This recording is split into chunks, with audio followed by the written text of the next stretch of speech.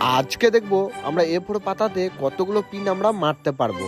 তাই বাজার থেকে নিয়ে চলে এলাম একটা স্ট্যাপলার আর কিছু পিন, আর বাড়িতে রাখা ছিল কিছু A4 পেপার, নিয়ে চলে এলাম। এরপর এতগুলো A4 পেপারের মধ্যে যে কোনো একটা পেপারকে নিয়ে আমি এই স্ট্যাপলার করে এক একটা করে পিন মারতে থাকবো। কিন্তু দেখলাম A4 পেজে তো এই স্ট্যাপলারটা করে এরকম ভাবে তো পুরোটা মারা যাবে না, তাই একটা আলাদা রকম বুদ্ধি খাটালাম। তাই অল্প মাপযোগ করে দেখে নিলাম যে পেপারটাকে হাফ কাটতে হবে।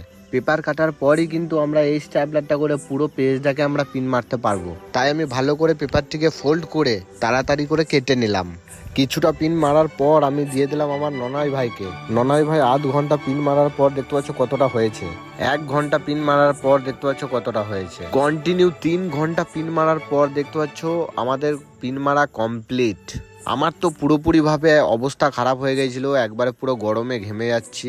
অবশ্যই ভিডিওটাকে একটা লাইক করে দেবে, কেন কি আমি তোমাদের জন্য এত কষ্ট করছি। তো ফাইনালি আমাদের A4 পেজের হাফ পাতা পিন মারা কমপ্লিট। তো আমরা হাফই পিন মারতে পেরেছি। হাফ পিন মারতে আমাদের টাইম লেগেছে 3 ঘন্টা। মোটামুটি এর মধ্যে 1250 মতো পিন লেগেছে। আমাদের মোট A4 পেজে পিন লাগবে টোটাল 2500 মতো, কেন কি একটাতে লেগেছে 1250, তার মানে আরেকটাতে 1250, টোটাল যোগ করে হয়ে যাবে 2500 মতো। তো বন্ধুরা ফাইনালি আমাদের টোটাল লাগবে 2500 পিন।